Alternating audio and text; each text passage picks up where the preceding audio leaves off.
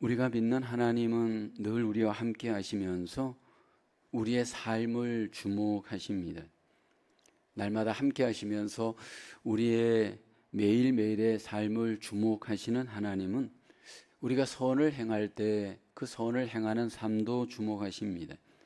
또 우리가 죄를 행할 때 죄를 행하는 삶도 하나님이 주목하십니다. 하나님께서 우리의 삶을 주목하시고 또 그 삶 속에 보응하십니다. 죄에 대해서는 하나님께서 하나님의 때에 반드시 보응하시고 선에 대해서도 하나님께서 그 때에 보응하십니다. 이 하나님의 이 함께 하시는 우리와 함께 하시는 삶의 루틴은 너무나도 분명하고 동일합니다. 하나님께서 이렇게 삶 속에서 우리 가운데 함께 하시면서 우리의 삶을 때로는 심판하시기도 하고 은혜 베푸시기도 하는 이 삶의 루틴은 과거에도 또 지금도 앞으로도 계속해서 일정한 루틴으로 반복됩니다. 오늘 본문의 에덴 동산에서 아담과 하와의 삶을 하나님은 주목하셨습니다. 그리고 난 뒤에 그들의 삶을 하나님께서 보응하시는데 심판과 은혜 가운데 보응하십니다. 심판을 통해 공의의 하나님을 하나님께서는 나타내시고 은혜의 또 하나님을 그들 속에 나타내시기도 하십니다. 아담과 하와의 삶은 어떻게 보면 범죄의 삶은 순간이었는데 이제 그 하나님의 그 보응으로 말미암아 그 대가가 너무나도 크다라는 것을 배웁니다. 선악과 열매를 따먹는 그 시간은 불과 몇 초밖에 걸리지 않을 수 있습니다. 그런데 그 결과의 보응은 너무나도 엄청나게 큰 대가를 하나님께서 치르도록 보응을 하십니다. 오늘 우리의 삶도 죄를 짓는 순간은 어떻게 보면 찰나일 수 있지만 하나님께서 내리시는 그 보응의 대가, 죄의 대가는 너무나도 크고 무서운 것을 우리에게 보여줍니다. 하나님의 이 심판과 은혜의 루틴은 우리에게 어떤 사이클로 지속되어질까요? 첫째로 하나님은 심판하시기 전에 은혜의 기회를 베푸십니다. 8절에 보면 그들의 날이 서늘할 때 그들이 그날 바람이 불 때 동산에 거니시는 여호와 하나님의 소리를 듣고 아담과 그의 아내가 여호와 하나님의 낯을 피하여 동산 나무 사이에 숨은지라. 여기 하나님께서 이제 범죄한 아담과 하와에게 먼저 찾아오십니다. 하나님께서 아담과 하와가 범죄하기 이전에도 찾아오셨고 에덴 동산에서 정기적인 만남을 가졌던 것으로 보입니다. 그런데 범죄한 이후에도 날이 서늘할 때 하나님께서 그 동산에 찾아오십니다. 그리고 아담과 하와를 찾았습니다. 그런데 아담과 하와는 이 하나님의 만남을 부정하고 회피합니다. 하나님의 낯을 피하려고 합니다. 인간의 범죄는 하나님과 낯을 피하는 삶을 삽니다. 그러니까 범죄한 사람, 그 마음에 죄가 있는 사람은 하나님을 만나기를 이렇게 회피합니다. 거부하게 되고 하나님과 교제가 단절하게 되어집니다. 이렇게 아담과 하와가 하나님이 찾아왔을 때 은혜의 그 하나님을 만나지 못하고 회피하고 멀어지면서 하나님과의 관계가 단절되어지는 것을 보게 됩니다. 그러나 하나님은 범죄한 인간이 하나님을 떠나 하나님과 이렇게 멀어졌을 때에도 하나님께서 먼저 은혜로 찾아오시면서 만남의 기회를 갖게 하십니다. 창세기 3장 9절에 보면 여호와 하나님이 아담을 부르시며 그에게 이르시되 내가 어디 있느냐. 지금 하나님께서 찾아오셔서 아담을 부르십니다. 어디 있느냐 부르시는 것은 그에게 은혜로 기회를 주십니다. 죄인을 찾으시는 은혜의 하나님이십니다. 아담은 피하여 숨었지만 하나님은 추적하여서 그를 은혜 안에서 부르십니다. 여기 하나님께서 내가 어디 있느냐라고 하는 이 부르심은 여러 가지 의미가 있습니다. 정말로 하나님께서 아담이 어디 있었는지 몰랐을까요? 하나님께서는 이미 아셨습니다. 근데 이 부르심은 어떤 의미가 있을까요? 죄의 각성을 하나님께서 촉구하시는 은혜의 부르심입니다. 우리가 죄를 짓게 되어지면 하나님의 마음을, 하나님의 낯을 피하려고 합니다. 양심이 어두워지게 되고요. 우리의 영혼은 하나님과 분리하게 되어져서 하나님과 만남을 가질 수 없습니다.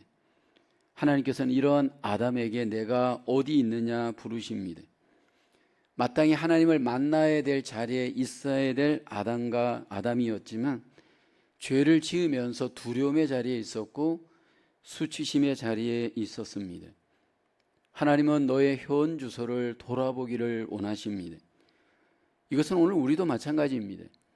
우리가 하나님 앞에 나와서 공예배를 드리든 어떤 삶의 자리에 있든 우리 안에 하나님과의 관계가 깨어지게 되어지면 우리의 마음은 두려워합니다.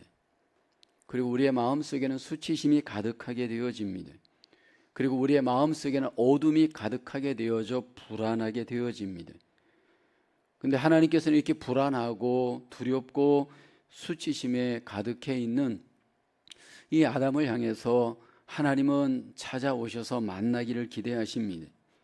이 질문 속에는 하나님과의 교제를 회복하길 원하는 은혜의 부르심입니다. 죄가 들어오기 전에 아담은 하나님과 교제하면서 풍성한 삶을 살았습니다. 인간의 풍성함은 하나님과의 교제에서 결정이 됩니다. 에덴 동산에서 죄가 들어오기 전 아담과 하와는 하나님과 풍성한 교제를 통해서 동행의 시간을 갖습니다. 그로 인해서 그 내면은 가장 즐겁고 그 내면은 가장 풍성한 삶이었습니다. 근데 하나님과의 교제가 끊어지면서 그 마음에는 수치심이 찾아옵니다. 그리고 그 삶에는 두려움이 지배하게 되어집니다. 그로 인해서 하나님의 낯을 피하여 숨어버립니다. 창세기 3장 10절에 말씀하죠. 이르되 내가 동산에서 하나님의 소리를 듣고 내가 벗었으므로 두려워하여 숨었나이다. 하나님과 죄로 말미암아 교제가 끊어졌을 때 결국 우리 안에 두려움이 지배하게 되어집니다. 하나님과의 교제가 끊어지는 순간 가장 먼저 우리에게 찾아오는 내면의 현상은 수치심, 두려움과 같은 정서적 문제가 나타나기 시작을 합니다. 하나님과의 교제가 회복되어진 사람들의 모습을 보게 되면요, 굉장히 정서적 안정감이 있습니다. 그래서 그 마음 속에, 삶 속에는 기쁨이 있고 즐거움이 있습니다. 근데 지금 아담의 삶은 그런 모든 것들이 다 끊어진 정황입니다. 근데 하나님은 찾아오셔서 다시 교제가 회복되기를 원하십니다. 사실 우리가 이렇게 예배를 드린다는 것은 지금 하나님과 우리가 교제하는 시간입니다. 하나님을 만나는 시간입니다. 근데 그 안에 우리의 내면 속에 하나님과 만나는 그 마음, 하나님의 영이 우리를 지배하지 않으면 하나님 앞에 왔지만 우리 속에는 여전히 죄악된 감정 때문에 하나님과의 만남이 이루어질 수 없습니다. 하나님과 온전한 만남을 위해서는 우리의 이 마음 속에 하나님을 원하는 믿음으로, 하나님을 원하시는 참 마음으로 하나님 앞에 나갈 때 하나님과 우리와의 교제가 쌍방성 속에 만나지는 그 은혜를 하나님은 우리에게 경험하게 하십니다. 이제 하나님께서는 아담에게 찾아오고 난 뒤에 이제 하나님은 그들 속에 지은 삶에 대한, 그들의 책임에 대한 하나님의 질문이 있습니다. 두 가지를 질문하죠. 창세기 3장 11절을 보면 이르시되 누가 너의 벗었음을 내게 알렸느냐? 내가 내게 먹지 말라 명한 그 나무 열매를 내가 먹었느냐 하십니다. 아담은 지금까지 벗고 지내는 것이 문제가 되지 않았습니다. 죄가 들어오면서 결국은 여기 벗은 것이 자신에게 문제가 됩니다. 창세기 3장 11절의 두 번째 질문이 내가 내게 먹지 말라 명한 그 나무 열매를 내가 내게 주므로 먹었느냐, 열매를 내가 먹었느냐, 이렇게 하나님이 또 이렇게 말씀을 합니다. 이 두 가지 질문을 하나님이 하시면서 누가 벗게 하였고 누가 먹게 하였느냐 하나님이 질문을 하십니다. 아담이 이렇게 먹지 말라 한 나무 열매를 먹은 이유가 무엇일까요? 또 아담이 왜 이렇게 벌거벗은 그런 삶을 벌거벗은 것을 이렇게 행하게 되었을까? 이 모든 그 답은 바로 사탄에게 있었습니다. 하나님께서는 그 답을 알고 있었고 이제 아담에게 그 답을 하나님께서 알려주고 있습니다. 사실 우리의 모든 삶에 문제의 원인이 있는데 그 원인을 추적해 가다 보면 사탄이 배우인 경우가 많습니다. 왜 나의 예배가 이렇게 잘 안 들어지게 될까? 왜 나와 하나님과의 관계 속에 여러 가지 문제가 생길까?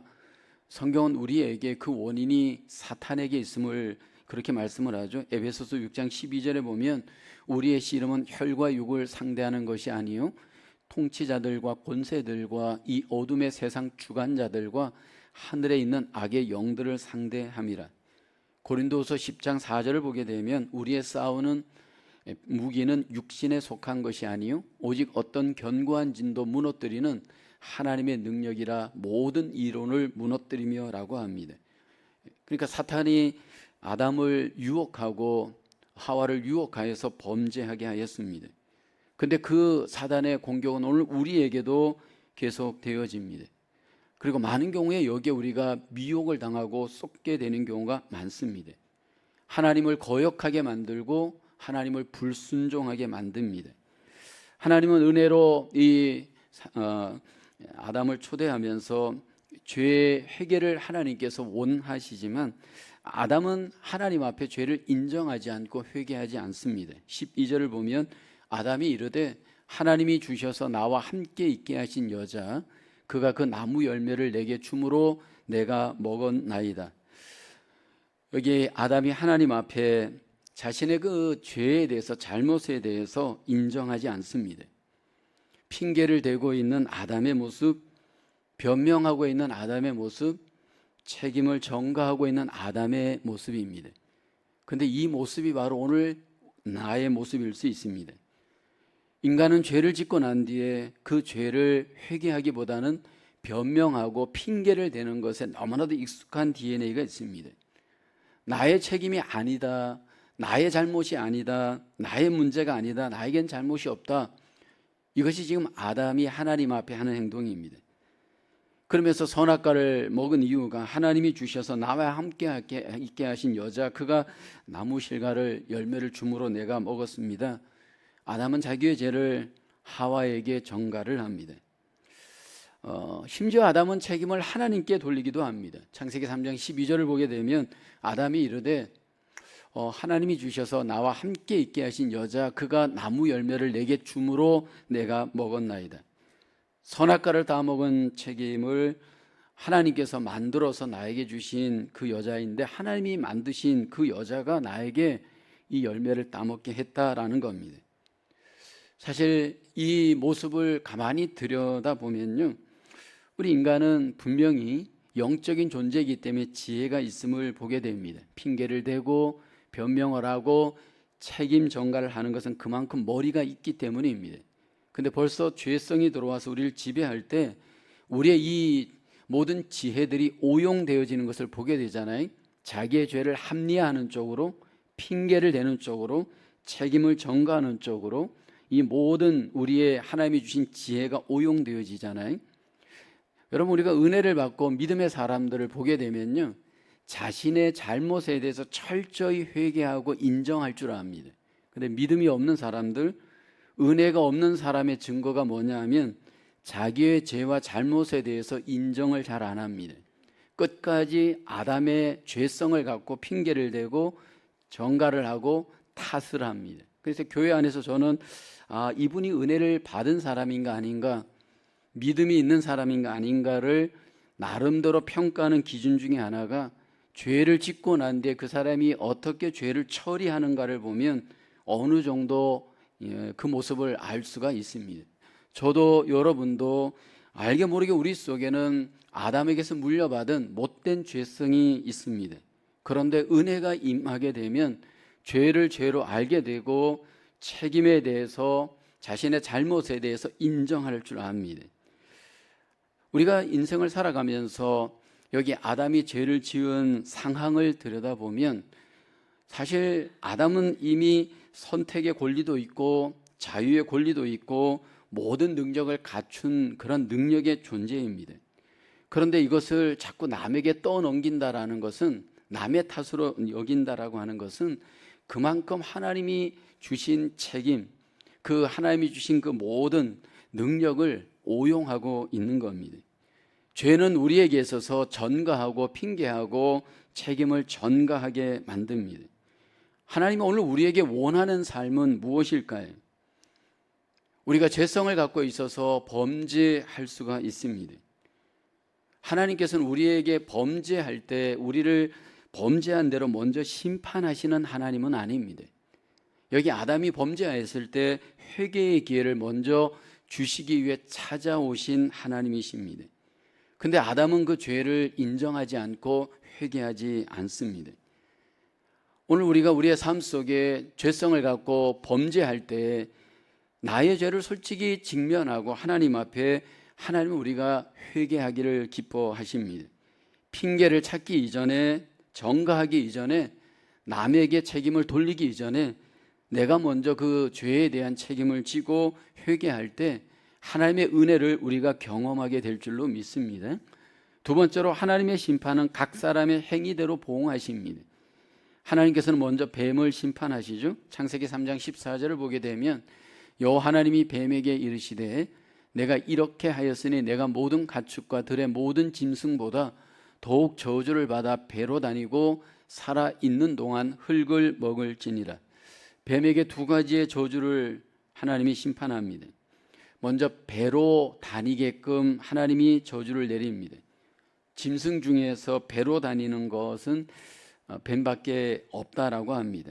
왜냐하면 모든 짐승보다 낮아지는 것을 하나님이 경험하게 하십니다.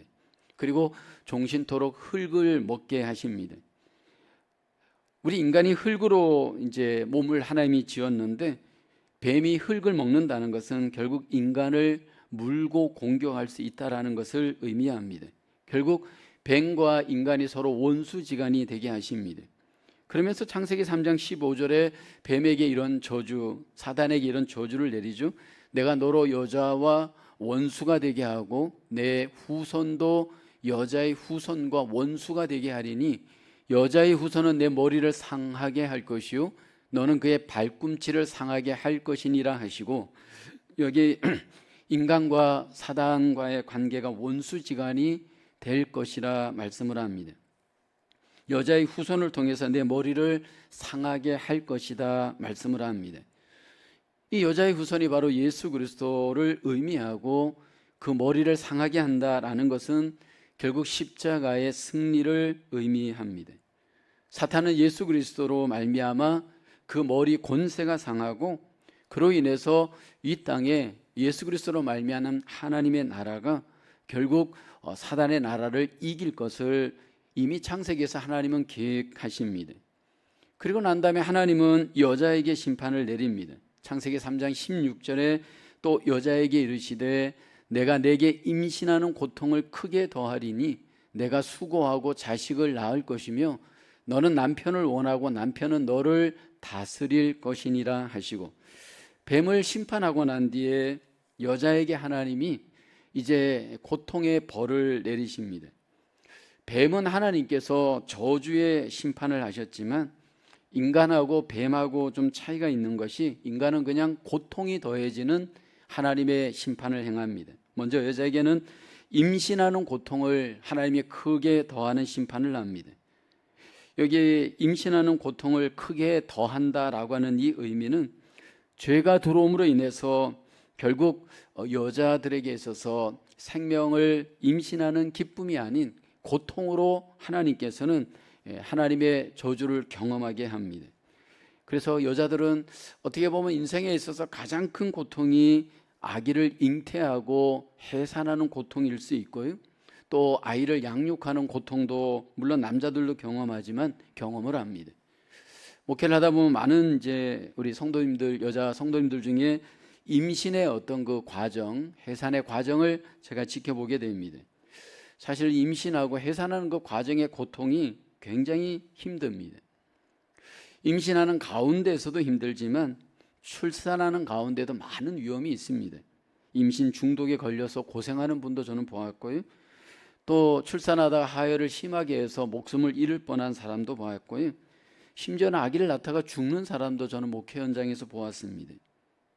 그만큼 아이를 임신하고 잉태하고 해산하는 것은 굉장한 고통의 대가를 지배해야 합니다.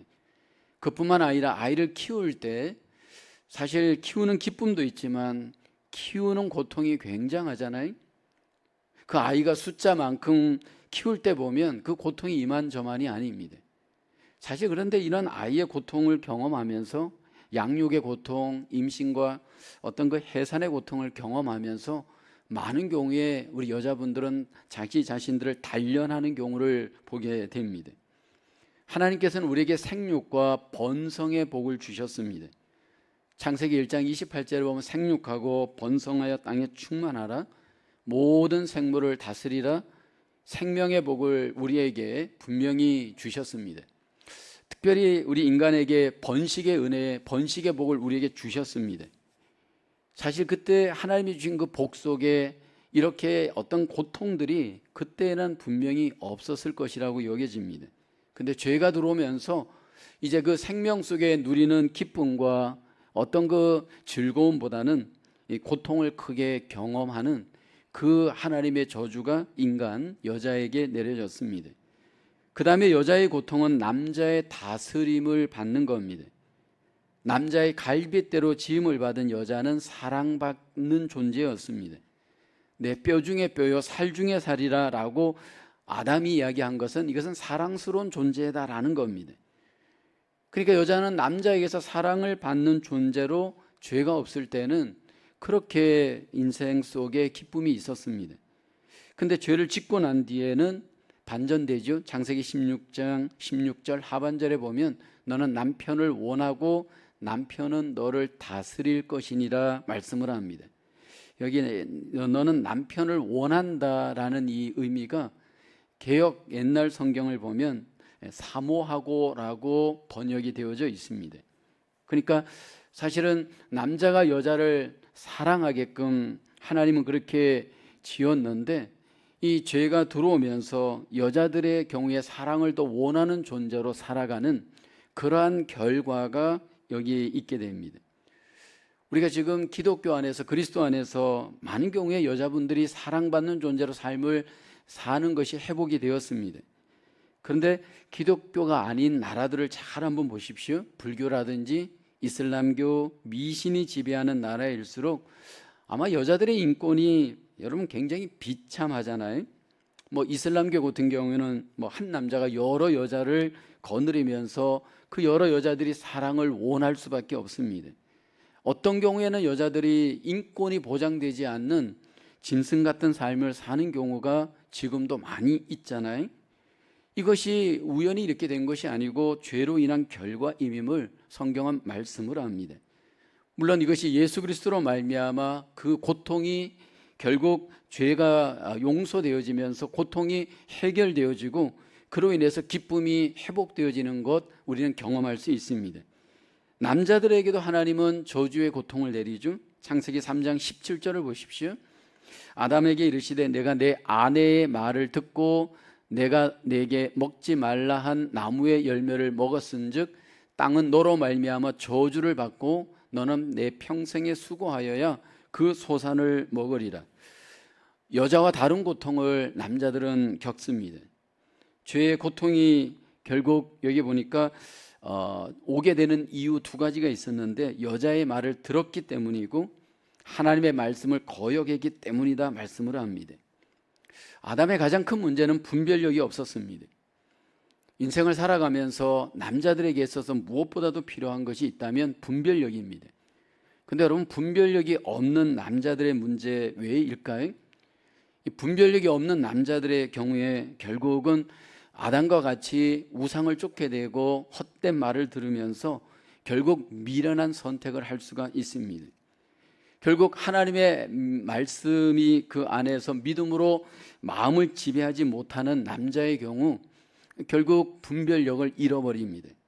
아담에게 하나님은 어떤 저주를 내릴까요? 창세기 3장 17절에 보면 아담에게 이르시되, 여기 보면 내가 내 아내의 말을 듣고 내가 내게 먹지 말란 나무의 열매를 먹었은즉 땅은 너로 말미암아 저주를 받고 라고 합니다.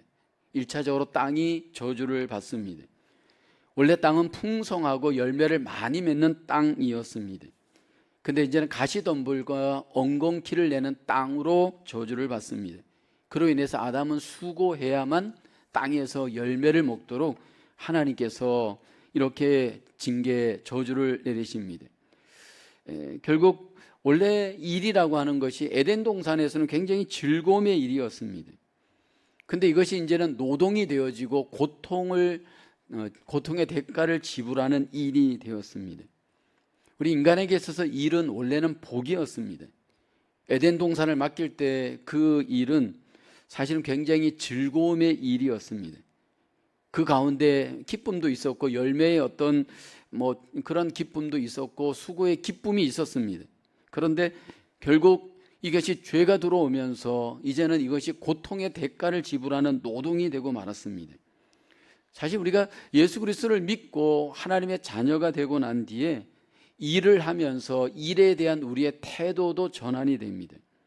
정말로 우리가 예수 그리스도를 믿고 하나님의 자녀로서 일을 하게 되어지면 이제는 그 일이 우리에게 고통의 어떤 노동이 아니고 하나님께서 나에게 주신 복이 되고 즐거움이 되어지는 그 일을 하도록 하나님께서 우리 가운데 일하십니다. 그래서 즐겁게 일을 해야 합니다. 전도서 2장 24절에 보면 사람이 먹고 마시며 수고하는 것보다 그의 마음을 더 기쁘게 하는 것은 없나니 내가 이것도 본즉 하나님의 손에서 나오는 것이로다. 사실 청교도들은 노동을 예배라고 이해를 했습니다. 그러니까 내가 지금 일을 하는 것은 하나님 앞에 예배의 기쁨을 누리는 것처럼 이것이 기쁨으로 일을 하나님 앞에 예배드리듯 행하였습니다. 구속함을 받은 하나님의 백성들은 사실은 이 노동이 우리에게서 이제는 저주가 아니고 하나님의 기쁨을 누리는 귀한 예배로 하나님 앞에 드리는 귀한 복을 우리에게 주셨습니다. 퇴직을 하고 나서 많은 분들이 그런 얘기를 하더라고요. 일의 기쁨이 얼마나 큰 것인지 비로소 깨닫는다라고 말을 합니다. 그러니까 먹고 살기 위해서 고통스럽게 일을 했던 그 시기를 지나서 퇴직을 해서 집에서 놀다 보니까 일의 기쁨이 얼마나 큰 것인지를 알게 되겠다, 그렇게 고백하는 것을 듣게 됩니다. 사실 우리가 돈을 벌기 위해서 일을 하는 것은 아닙니다. 돈의 어떤 일의 대가로 돈을 주는 것 맞지만 사실은 퇴직하고 일을 하시는 분들 보면요, 단지 돈 때문에 일을 하는 것은 아닙니다. 인생의 의미가 그 일 속에 있고 그 일 속에 자신의 어떤 존재감이 성취를 통해서 경험하면서 일의 즐거움을 경험하는 것을 배우게 됩니다. 결국 죄로 인해서 아담에게 일의 고통이 더해지게 됩니다. 오늘 우리에게 하나님은 각 사람에게 분명히 하나님의 은혜도 주시고 하나님의 놀라우신 복으로 함께 하십니다. 예수 그리스도 안에서 우리에게 주어진 하나님의 은혜 가운데 우리에게 주어지는 모든 삶이 하나님의 분복을 누리면서 하나님의 귀한 복된 자녀로서 우리에게 주어진 삶을 하나님 앞에 살아가시는 저와 여러분 되어지기를 주님의 이름으로 축복합니다. 세 번째로 하나님은 심판 가운데서도 은혜로 구원하십니다. 이제 하나님께서는 범죄한 아담과 하와에게 가죽 옷을 지어 입히십니다. 창세기 3장 21절을 보게 되면 여호와 하나님이 아담과 그의 아내를 위하여 가죽 옷을 지어 입히시니라. 하와가 범죄하고 난 뒤에 무화과 나무 잎으로 스스로 옷을 만들어서 입었습니다. 근데 하나님께서는 이제 아담과 하와에게 가죽 옷을 하나님이 만들어서 입혔습니다. 인간이 범죄하면 스스로 무언가 자기의 노력으로 수치심과 두려움을 가리려고 합니다. 근데 하나님이 은혜를 베푸시는 사람들을 보면 하나님이 행하신 것으로 하나님께서 우리의 죄들이 덮여지고 하나님의 그 놀라운 용서와 구원의 은혜를 하나님은 경험하게 하십니다. 여기 가죽옷은 무엇을 의미할까요? 동물 가죽옷이 분명합니다. 어떤 동물이었는지는 소개되지는 않습니다. 근데 분명한 것은 가죽옷을 지어 입히기 위해서는 아마도 어떤 짐승을 잡아야 했을 겁니다. 그리고 그 동물은 피를 흘리고 죽었어야 했습니다.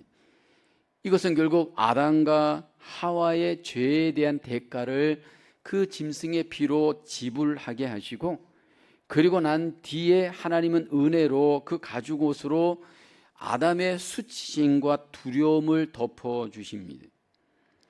아담의 그 죄를 하나님께서 덮기를 원하시는데 무조건적으로 덮어주시지 않고 짐승의 피를 내어서 죄값을 지불하게 하시고 그 가죽 옷을 만들어서 인간의 수치를 하나님은 덮어주십니다. 인간의 이 죄로 인한 수치심을 가리우기 위해서는 분명히 인간의 죄를 대신하는 제사가 필요했습니다. 우리가 이제 아담 이후에 그 아담과 하와의 아들 중에 가인과 아벨을 보게 됩니다. 근데 이 두 아들이 각각 제사를 하나님께 드립니다. 가인은 땅의 소산으로 제사를 드리고 아벨은 양의 첫 새끼와 그 기름으로 하나님께 제사를 드립니다. 우리는 그런 의문을 갖죠. 어떻게 가인과 아벨은 제사를 알게 되었을까? 저는 그 근원이 오늘 하나님께서 가죽옷을 지어 입히시는 그 가운데 이 모든 것들이 담겨져 있다고 여깁니다. 그리고 하나님께서 아벨의 제사를 받으십니다. 왜 하나님은 가인의 제사를 받지 않고 아벨의 제사를 받으셨을까요? 물론 히브리서에서는 그 이유가 믿음으로 드린 제사이기 때문이다 말합니다. 근데 사실은 오늘 이 창세기의 이 본문 속에서 우리가 추적해서 이해할 수 있는 것은 아벨이 드린 그 제사는 피의 제사였기 때문입니다. 믿음의 제사이기도 하지만 피의 제사이기 때문입니다. 왜 피가 필요하느냐 하면 우리의 이 죄값은 반드시 피를 요구하기 때문입니다. 히브리서 9장 22절을 보면 율법을 따라 그의 모든 물건이 피로써 정결하게 되나니 피 흘림이 없은즉 사함이 없느니라. 공의의 하나님은 자신의 그 만든 법을 완전하게 성취하셔야 합니다. 그래서 하나님은 범죄한 아담과 하와 결국 그 범죄의 대가로 피 흘리게 하시고, 그러나 가죽옷을 지어 은혜로 덮으심으로 그 죄를 덮어주시고 용서하여 주십니다. 창세기를 통해서 우리는 타락하고 범죄한 인간을 하나님께서 무조건적으로 파멸로 심판하시지 않고 하나님께서 찾아오셔서 회개의 기회를 주시고, 깨닫지 못하고 여전히 범죄 안에서 돌이키지 않을 때 하나님은 가죽 옷을 지어 입히시는 은혜를 통해서 하나님께서 심판 가운데서도 은혜를 베푸십니다. 하나님께서 여전히 오늘 우리에게도 기회를 주십니다. 인생을 살아가면서 만약 하나님이 우리의 죄대로 무조건 심판한다면 우리들 중에 살아남을 자 아무도 없을 겁니다. 예수 그리스도 안에서 하나님이 먼저 우리에게 베푸시는 은혜는 무조건적인 하나님의 그 사랑 가운데 우리에게 회개의 기회를 주시고 예수 그리스도 안으로 초대하여서 용서하기를 원하시는 하나님의 은혜입니다. 그래서 예수님이 이 땅에 오셔서 무조건적으로 우리를 초대합니다. 마태복음 11장 28절 30절에 보면 수고하고 무거운 짐진 자들아 다 내게로 오라 내가 너희를 쉬게 하리라. 나는 마음이 온유하고 겸손하니 나의 멍에를 메고 내게 배우라. 그리하면 너희 마음이 쉼을 얻으리니 이는 내 멍에는 쉽고 내 짐은 가벼움이라 하시니라. 하나님 앞에 나갈 때, 예수님 앞으로 나갈 때 주님께서 우리에게 놀라운 의의 옷을 입히시고 평안의 옷을 입히셔서 우리의 인생을 가볍게, 우리의 인생을 평안으로 인도하시는 줄로 믿습니다. 에덴 동산에 찾아오신 하나님, 오늘 우리 가운데도 찾아오십니다. 그리고 먼저 하나님은 우리에게 은혜를 베푸셔서 죄에서 돌아오기를 기대하십니다. 죄를 깨닫지 못하는 우리를 하나님께서 무조건적으로 심판하시지 않고 심판 가운데서도 가죽옷을 지어 입히시며 구원하길 원하시는 하나님, 예수 그리스도로 말미암아 우리의 죄를 무조건적으로 용서하시고 우리를 구원하시는 은혜를 베푸시는 하나님이신 줄로 믿습니다. 우리의 삶 속에 은혜를 베푸시는 그 하나님의 부르심 앞에 우리가 그 은혜를 덧입어 예수 그리스도로 말미암는 하나님의 은혜, 하나님의 그 놀라우신 사랑이 우리에게 적용되어지는 풍성한 인생으로 하나님 앞에 우리 모두가 승리하며 살아갈 수 있기를 주님의 이름으로 축복합니다. 기도하겠습니다. 하나님, 우리가 범죄하였을 때 우리를 심판하시지 않고 우리를 용서하시고 구원하시는 그 하나님의 놀라우신 은혜를 찬양합니다. 하나님, 우리가 때로 연약하여 범죄하였을 때 예수 그리스도의 이름으로 하나님께 회개할 수 있도록 회개의 은혜를 저희에게 베풀어 주시고 회개의 결단으로 하나님께 나아갈 수 있는 저희들 되게 도와주시옵소서. 또한 우리가 예수 그리스도로 말미암아 구원받은 하나님의 자녀로 하나님과 더불어 동행하며 교제하며 예배하며 하나님의 복을 풍성히 누려가는 복된 생애가 되어질 수 있도록 우리의 삶을 인도하여 주시옵소서. 한 주간의 삶 속에서도 삶의 예배로 승리할 수 있도록 우리를 안보하여 주시되 하나님의 은혜로 성령의 능력으로 우리를 인도하여 주시옵소서. 예수님의 이름으로 기도하옵나이다. 아멘. 다 함께